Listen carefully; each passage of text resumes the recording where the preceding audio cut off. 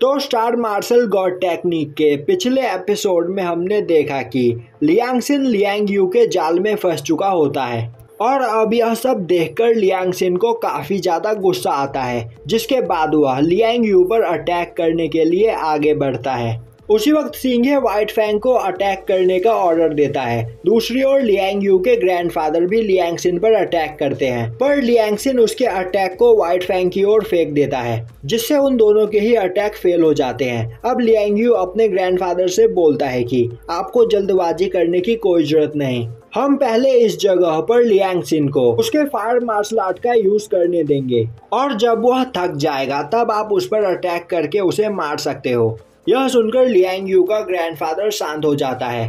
दूसरी ओर लियांगशिन को कुछ भी समझ में नहीं आ रहा होता है। वहीं खड़ा सिंघे सोच रहा होता है कि वाइस प्रिंसिपल के हिसाब से लियांग यू अभी हेवनली रेलम के 7th लेवल पर है, पर मेरे ख्याल से यह हेवनली रेलम के 7th लेवल के पीक पर पहुंच चुका है और अगर इसे हमने जल्दी नहीं मारा तो यह 8th लेवल पर भी पहुंच जाएगा।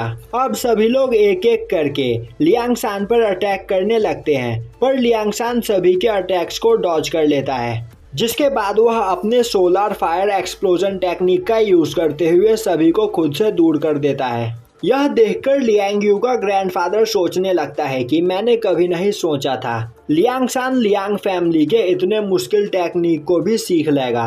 लियांगशान सच में एक जीनियस है और वह 8th लेवल पर भी काफी आसानी से पहुंच सकता है, पर अब काफी देर हो चुकी है। वहीं दूसरी ओर लियांगशान सोच रहा होता है कि इस जगह पर सिंघे और यूनिंग सबसे ज्यादा कमजोर है और अगर मैं सिंघे को पकड़ लूं तो इनमें से कोई भी मुझे नहीं मार पाएगा।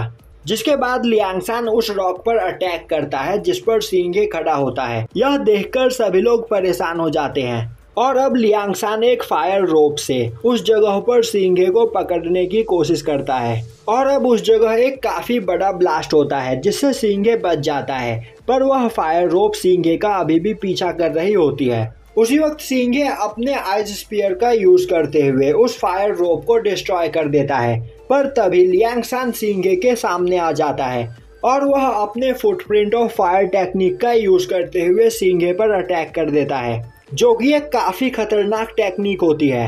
तभी सिंघे अपने स्पीयर की पूरी पावर अपने एक हाथ में डालते हुए लियांगशान के अटैक को ब्लॉक करने के लिए आगे बढ़ता है और अब उन दोनों के पंचेस के टकराने से एक काफी बड़ा ब्लास्ट होता है जिससे दोनों ही दूर जाकर गिरते हैं। वहीं सिंघे घायल हो चुका होता है। दूसरी ओर लियांगशिन का एक हाथ फ्रीज हो चुका होता है। तभी सिंघे अपनी हीलिंग पावर का यूज करते हुए अपने आप को हील करने लगता है।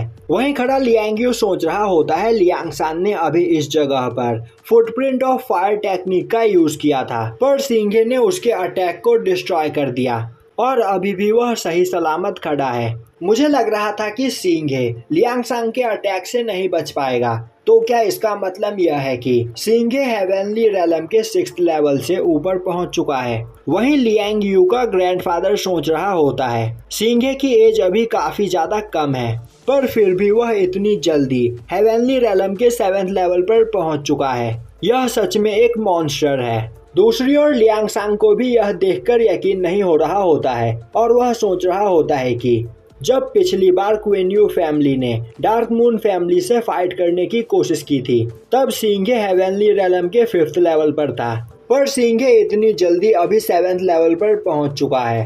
तो मुझे जल्द से जल्द सिंघे को मारना होगा क्योंकि वह इस जगह पर मेरे लिए सबसे बड़ा खतरा है। और यह सोचता हुआ लियांगशान अपनी पावर को रिलीज कर रहा होता है। तभी व्हाइट फैंग लियांग यू का ग्रैंडफादर और व्हाइट मास्टर लियांगशान पर अटैक कर देते हैं। उसी वक्त लियांगशान की बॉडी से काफी ज्यादा एनर्जी निकलती है जिससे वह तीनों पीछे हो जाते हैं और अब लियांगशान ब्रेक थ्रू करके हेवनली रेलम के 8th लेवल पर पहुंच जाता है। वहीं अब वह एक जाइंट फायर वॉरियर को कंट्रोल करने वाला होता है और अब लियांगशान की पावर देखकर सभी लोग वहां पर हैरान होते हैं। वहीं सिंघे सोच रहा होता है मैंने कभी नहीं सोचा था कि फाइट के दौरान लियांगशान ब्रेक थ्रू कर जाएगा।